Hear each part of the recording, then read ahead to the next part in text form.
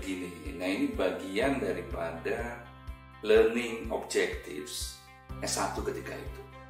Karena salah satu yang kita inginkan adalah anak-anak kita itu memiliki social awareness yang tinggi. Ya. Sehingga salah satunya adalah tentu kita hadapkan mereka dengan situasi yang terjadi di masyarakat. Karena sebagian besar mereka berasal dari perkotaan, ya kan.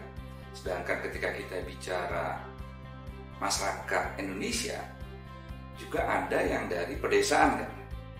Sehingga ketika itu kita buat bagaimana anak-anak kita itu bisa meningkatkan capacity kewirausahaan daripada warga pedesaan, agar warga pedesaan itu menjadi mandiri. Jadi ada dua tujuan yang kita kejar.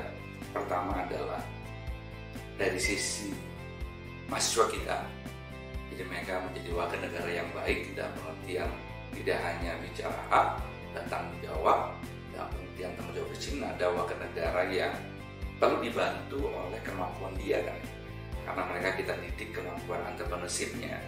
Nah, kita harapkan ketika mereka ke pedesaan, mereka bisa menularkan kemampuan kewirausahaan atau entrepreneurship kepada warga pedesaan, sehingga beberapa warga pedesaan itu bisa menciptakan usaha yang berkelanjutan, sehingga berikutnya ada kegiatan ekonomi yang cukup baik di pedesaan, sehingga jangka panjang itu desa menjadi lebih mandiri. Dan itu masuk tujuan kedua kan.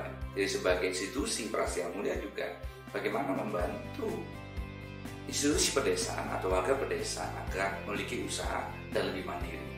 Mungkin itu yang melatar belakangi kenapa kita di tahun 2007 mulai mengembangkan program community development bagi mahasiswa Prasetya.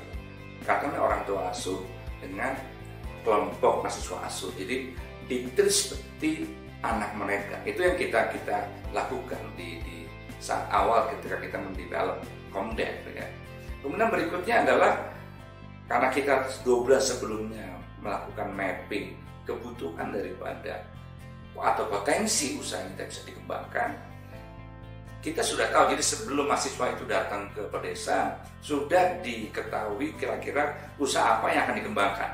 Apakah kita bicara produk makanan seperti keripik pisang, keripik singkong, atau fashion seperti di Cianjur itu ada untuk hijab misalnya. Dan banyak yang atau kopi misalnya dan sebagainya. Nah, sehingga ketika kelompok mahasiswa ketemu dengan mitra di sana sudah dipersiapkan. Kira-kira apa yang akan mereka lakukan ketika mereka tinggal di pedesaan, kita 3 minggu sampai 4 minggu.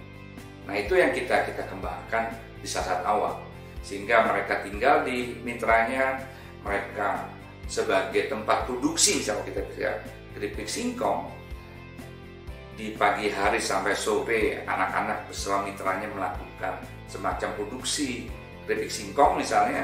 Kemudian di malam harinya anak-anak diminta untuk mengajarkan kepada orang tua asuh mereka bagaimana membuat laporan keuangan yang baik, bagaimana memisahkan uang usaha dan uang pribadi misalnya, dan bagaimana melakukan distribusi hasil produksi ke warung-warung, bagaimana negosiasi dengan para pemilik warung. Nah, itu yang coba dikembangkan di saat awal ketika Komdev ini kita develop. Nah, alhamdulillah kalau misalnya dari 2008 sampai sekarang udah sekitar 15 tahun Komdev ini dijalankan, banyak sekali mitra kita yang tadinya tidak punya pendapatan itu bisa memiliki pendapatan sekitar per bulan 2 juta rupiah. Nah, mungkin di kota besar 2-3 juta rupiah tidak begitu signifikan, tapi bagi di pedesaan keuntungan 2-3 juta rupiah per bulan sangat signifikan, sehingga mereka bisa mengembangkan usahanya dan mereka bisa merekrut tetangganya atau keluarganya untuk bekerja di usaha tersebut. Itu yang kita coba kembangkan di Komdev. Kemudian berikutnya berkembang karena desanya semakin besar, karena mahasiswa yang kita kirim semakin besar kan, maka desanya semakin banyak. Kemudian dibantu ada tim yang mencoba mencari, misalnya kalau kita bicara ada 5-6 mitra yang berusaha singkong, keripik misalnya, tentu ada satu tim dari mahasiswa kita untuk mencari bahan bakunya. Sehingga bagi rumah-rumah yang punya usaha keripik tidak pusing bahan bakunya. Kemudian berikutnya bagi mereka yang juga punya usaha keripik dari mitra kita, dibantu untuk memasarkan ke level kecamatan, kabupaten.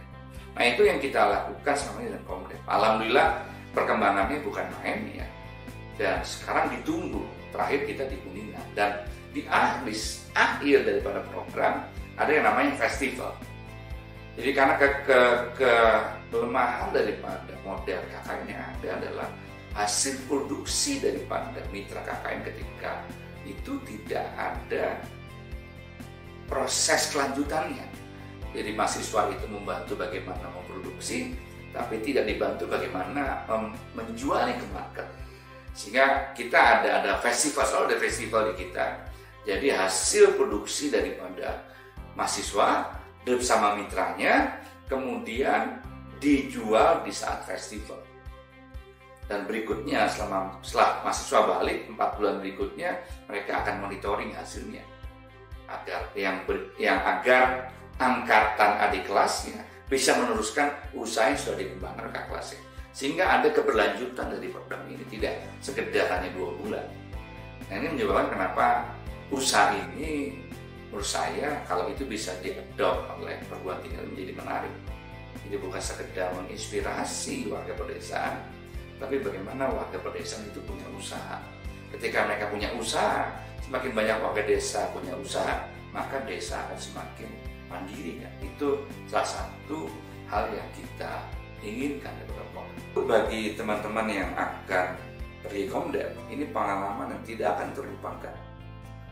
Nah, jadi banyak kakak kelas Anda yang merasa ini menjadi sesuatu yang menarik. Bahkan beberapa kakak kelas Anda itu menganggap bahwa mitra mereka seperti bagian daripada keluarga mereka. Jadi ketika mereka wisuda misalnya, beberapa mitra diundang ke acara wisuda. Konteks tadi bahwa ada kedekatan. Jadi ada satu pengalaman yang saya yang tidak pernah Anda rasakan sebelumnya.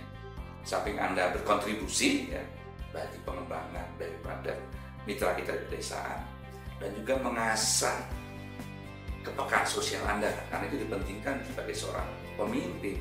Pekan sosial itu menjadi penting karena kita hidup bukan dalam ruang hampa, sehingga tidak hanya kita hidup berinteraksi dengan komunitas kita, tapi ada beberapa warga yang perlu kita bantu. Dan ketika you bisa bantu mereka dan mereka berhasil, ada kepuasan tersendiri. Mungkin itu yang kita harapkan sebagai pengelola agar maksimalkan. Jadi bukan itu sebagai burden kan, itu menjadi challenge yang bisa membantu karir Anda ke depan.